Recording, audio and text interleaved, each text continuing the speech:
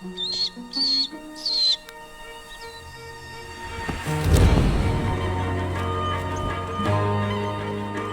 follows the male ahead of him,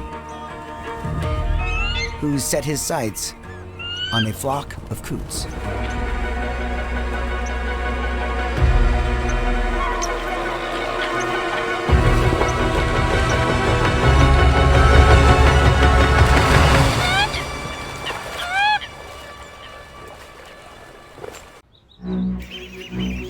The great blue heron was quietly stalking a group of ducklings, and it struck.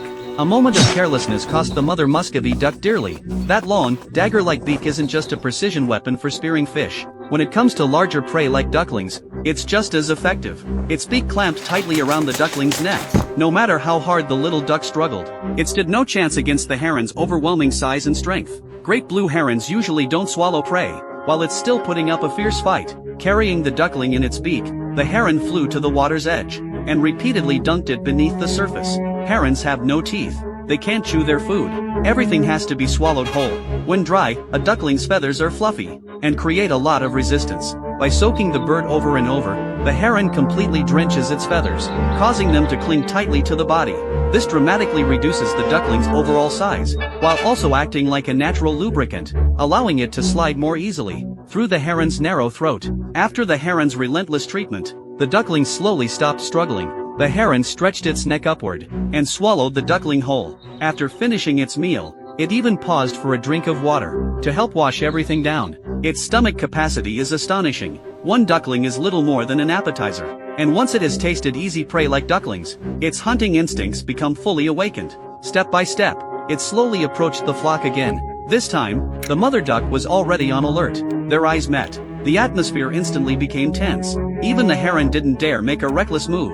It stopped in its tracks, while the mother duck kept her ducklings close, and maintained a safe distance. The heron knew exactly what was happening.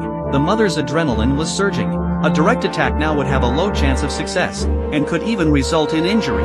So it deliberately looked away, staring off into the distant grass, as if to say, "Don't mind me, I'm just passing by." It was all an act. Though it appeared motionless, the corner of its eye never left the flock.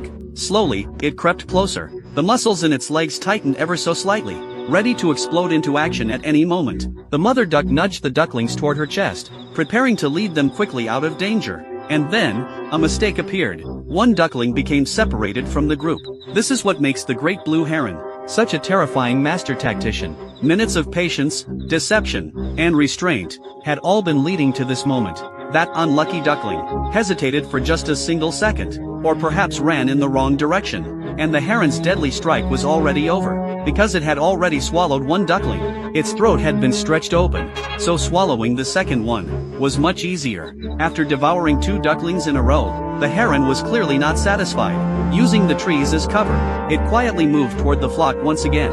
But the mother duck, having already lost 2 of her young, didn't hesitate for a moment. She gathered her remaining ducklings, and left the area without looking back. Hidden behind the shadows of the trees, the heron watched, as the mother duck led her surviving ducklings farther and farther away.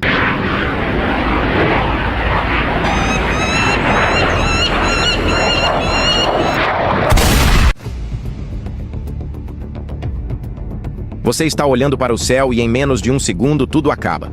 O falcão peregrino é o ser vivo mais rápido da Terra, ultrapassando 300 km por hora em um único mergulho. Não é exagero, é mais rápido que muitos carros de corrida. E o mais impressionante, ele faz isso com precisão absurda, sem perder o controle nem por um instante. Lá do alto, ele enxerga a presa a quilômetros de distância. Sua visão é tão avançada que consegue identificar pequenos movimentos no chão enquanto voa. No momento certo, ele recolhe as asas e inicia o mergulho. O corpo fica rígido, alinhado, reduzindo ao máximo a resistência do ar. Em segundos, ele se transforma em um verdadeiro projétil vivo, cortando o vento em silêncio. Mas o detalhe mais assustador é o controle durante o ataque. Mesmo nessa velocidade extrema, ele ajusta a direção no ar com pequenos movimentos quase imperceptíveis. No impacto, a força é tão grande que pode derrubar a presa ainda em pleno voo. E enquanto para qualquer outro animal isso seria impossível de acompanhar, para ele tudo parece acontecer em câmera lenta.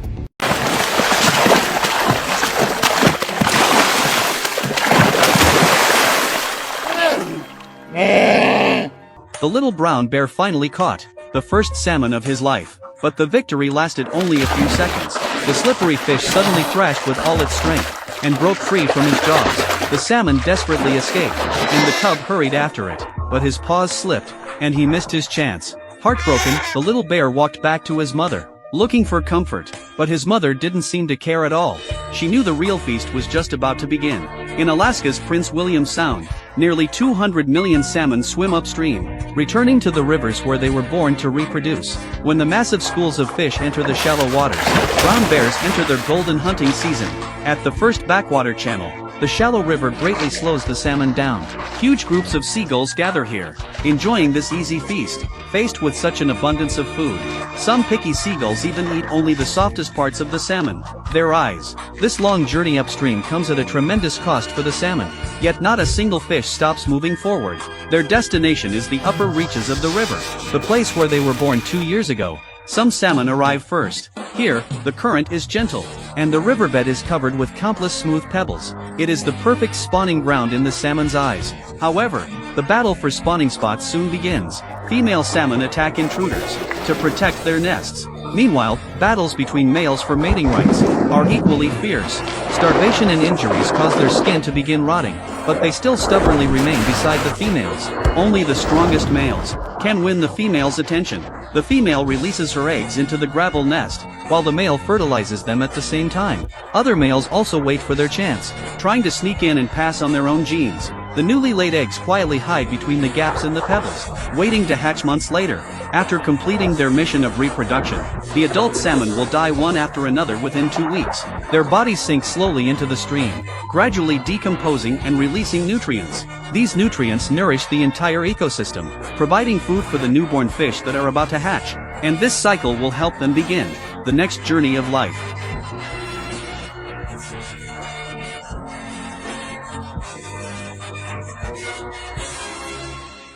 The crocodiles roll around wildly in the pond, while flocks of pelicans begin a massive hunt for the fish in the water. To survive, the hippos, the true owners of this pond, can only endure it again and again. But eventually, as their living space continues to shrink, the hippos trapped in the muddy water finally explode with anger. For hippos, every drought is a huge test of survival. If the birds wanted to, after taking all the fish from the pond, they could simply fly away to another place. The crocodiles could also bury themselves in the mud and wait for the dry season to end, but the hippos have no choice. They can only remain trapped inside the shrinking pond during the rainy season. These aggressive giants would fight fiercely to compete for territory, but now they are forced to gather together, squeezing close to each other just to survive. However, even when the situation has become this desperate, the dominant male hippo still remains constantly alert. Facing an overcrowded pond, no hippo is willing to allow any newcomer to join. Not far away, a hippo from a rival group has arrived from upstream. If he wants to enter this pond, he must defeat the male leader who controls this territory. The challenger is clearly much smaller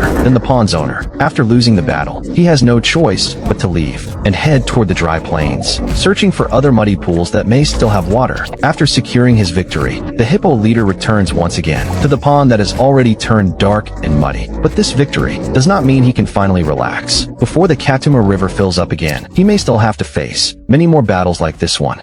Hounds and a rabbit are locked in a fierce life or death chase. To survive, the rabbit can only run with everything it has. These hunting dogs have all been professionally trained. Whoever successfully captures the rabbit, their owner will receive a generous cash prize, and the dog itself will also be rewarded with food. Every time the hounds get close to catching the rabbit suddenly makes a sharp turn, changing its escape route and widening the distance between them. Only by doing this does it narrowly escape the hounds again and again. After chasing for a long time, the hounds slowly begin to figure out the rabbit's escape strategy. The yellow hound speeds up and runs ahead of the rabbit, trying to cut off its path completely. Luckily, the rabbit reacts in time and changes direction once again, successfully creating more distance from the hounds. The hounds are numerous, and they take turns chasing the rabbit, giving it no chance to catch its breath. The rabbit's life is hanging by a thread. These competing hounds won't give up until they finally catch the rabbit. After running for such a long time, once the rabbit becomes completely exhausted, that will be the moment the hounds claim victory.